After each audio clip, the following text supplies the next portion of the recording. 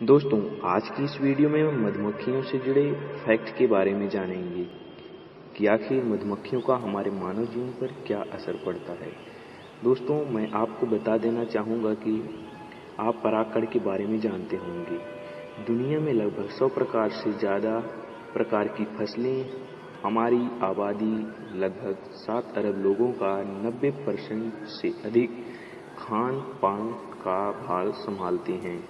क्या आप जानते हैं इन फसलों को उगाने के पीछे सबसे मुख्य कारण क्या है? जी हाँ दोस्तों, इस फसलों के मुख्य उपज के पीछे मधुमक्खियों का हाथ है। दुनिया में लगभग 70% परागकण यानी कि पॉलिनेशन की प्रक्रिया मधुमक्खियों के द्वारा की जाती है। यदि दुनिया से मधुमक्खियां खत्म हो जाएं तो हमें फल, सब्जी ये सब देखने को नहीं मिलेगा।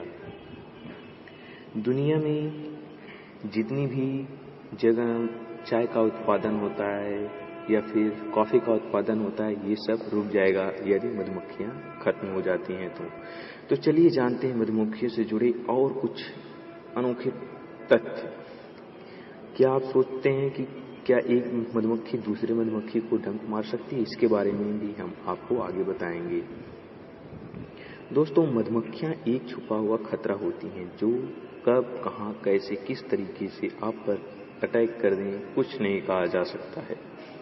मधुमक्खियां खरबों की संख्या में पाई जाती हैं। जिस प्रकार इंसान जगह, कॉलोनी, शहर बनाकर रहते हैं, उसी प्रकार से मधुमक्खियां भी आपस में शहर कॉलोनी की तरह बनाकर रहती हैं। धरती पर सबसे पहले सेल्युलर टेक्नोलॉजी का इस्तेमाल मधुमक्खियों के द्वारा ही किया गया था। मधुमक्खियों के बारे में बहुत से लोग बचपन से जानते होंगे। कुछ लोगों ने बुक्स में पढ़ा होगा, कुछ कार्टून फिल्म्स, या कुछ लोगों ने तो फूलों पे मंडराते हुए भी देखा होगा।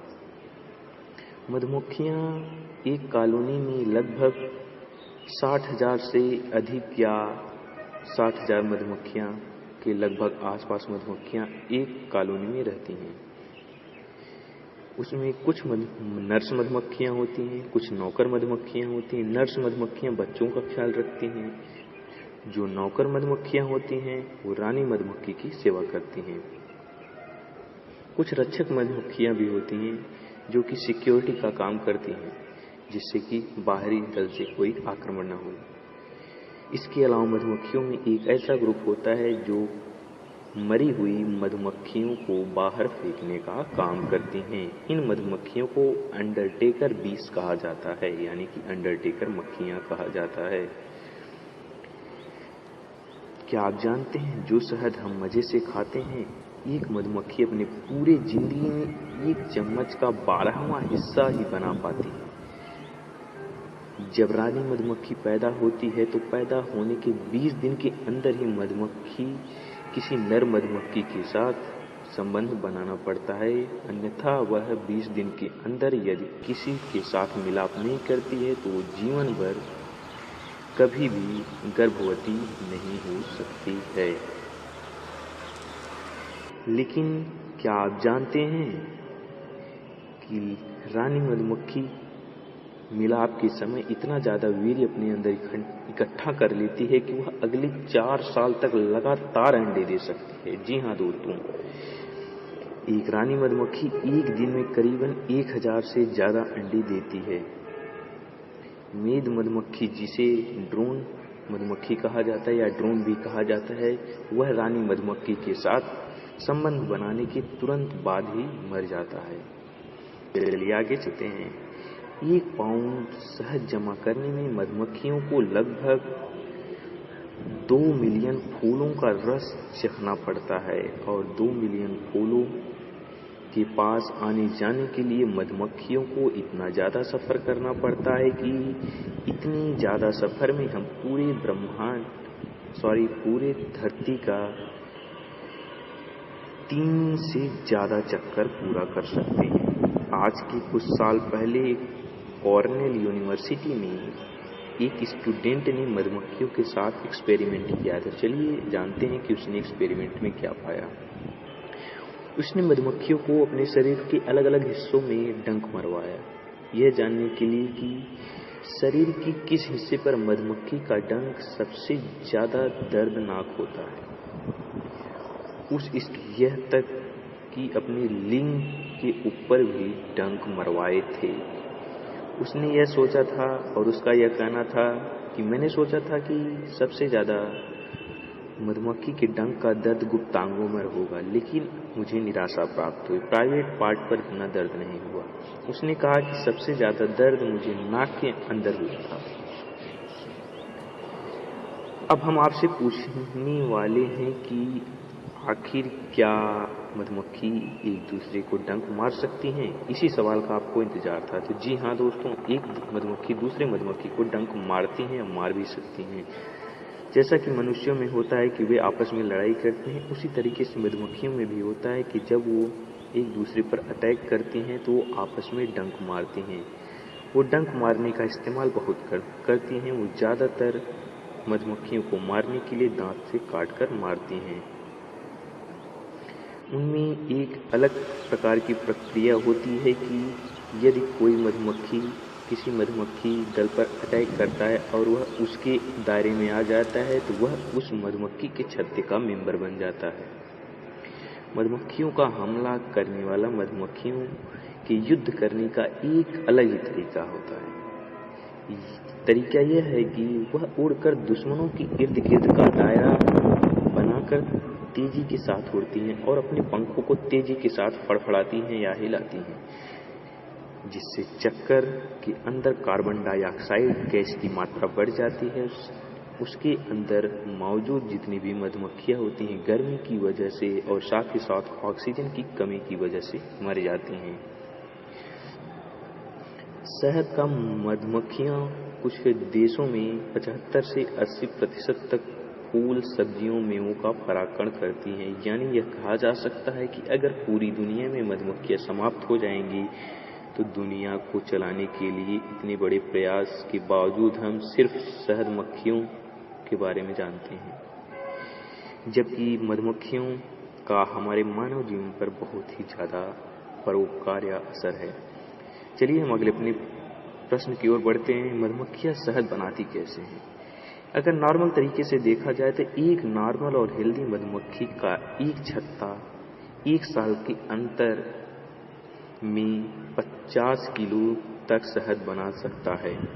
शहद बनाने के लिए मधुमक्खियों को बहुत ज़्यादा मेहनत करनी पड़ती है। शहद यानी अमृत फूलों का रस के द्वारा बनाया जाता है।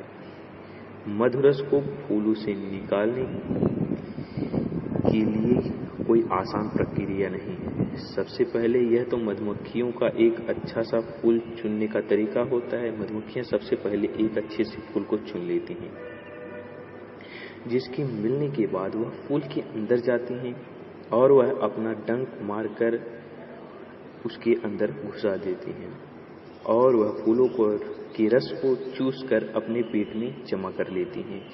चलिए मैं आपको मक्खियों से जुड़ी एक और इंटरेस्टिंग बात बताता हूँ कि मक्खियों के पास 2 पेट होते हैं। जी हाँ, मक्खियों के पास 2 पेट होते हैं। एक नॉर्मल पेट होता है, दूसरा शहद जमा करने के लिए पेट होता है।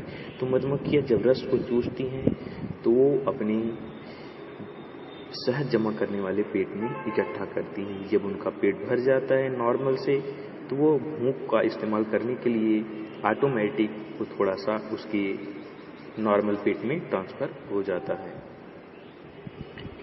अपनी शहद वाला पेट फूलों के रस से पूरा भरने के लिए मधुमक्खी को लगभग 1000 फूलों से रस को जमा करना पड़ता है।